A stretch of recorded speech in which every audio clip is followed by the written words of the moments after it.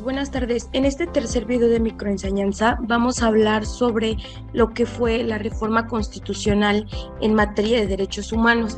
Acuérdense que precisamente esta reforma fue el parteaguas para que en México pudieran empezar a estar vigentes lo que son los derechos humanos, principios como el principio pro persona, el principio de interpretación conforme, la supremacía constitucional, pero un concepto más amplio como ya lo veíamos en clase, ¿sale?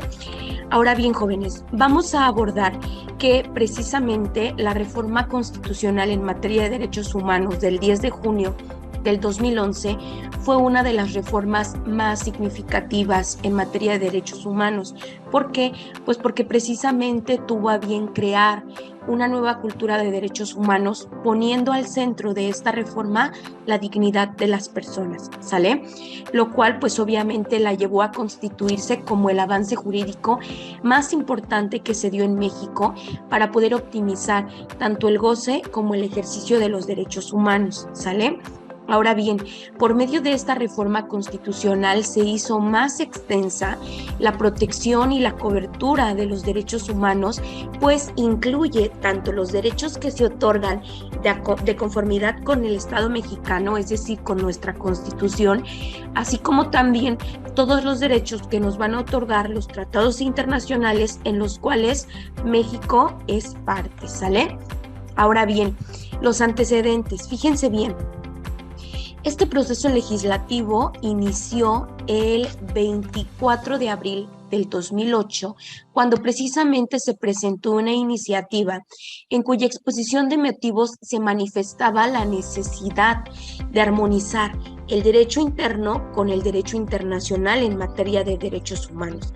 Ahora bien, de acuerdo a esta exposición de motivos, precisamente se busca integrar los tratados internacionales en materia de derechos humanos para otorgar beneficios o un catálogo de protección más amplio para los derechos humanos de todas las personas en México. Ahora bien, con esta reforma se obligaba también a todos los servidores públicos a promover, a respetar, a proteger, a garantizar sin discriminación alguna y además a establecer las garantías o los mecanismos de protección necesario para ellos y aplicar la ley más favorable y la interpretación que resultara más favorable de conformidad con los tratados internacionales. Pero fue hasta el 10 de junio del 2011 cuando se publica en el Diario Oficial de la Federación el decreto de reforma que entró en vigor al día siguiente, es decir, a partir del 11 de junio del 2011 empezaron ahora a tener vigencia lo que fueron los derechos humanos, dándole un sentido o un alcance más amplio a la ideología que nosotros teníamos hasta ese momento. Dentro de los principales artículos o el principal artículo que tuvo que modificarse precisamente fue el artículo primero constitucional. En este material vamos a abordar nosotros en clase cuáles fueron las diferencias más significativas. Les decía yo que el principal artículo que se tuvo que modificar fue el artículo primero constitucional. Dentro de las cosas que se cambian vamos desde el título, ¿sale? Anteriormente, el texto anterior consideraba como garantías individuales, ahora se cambia el nombre a derechos humanos y sus garantías.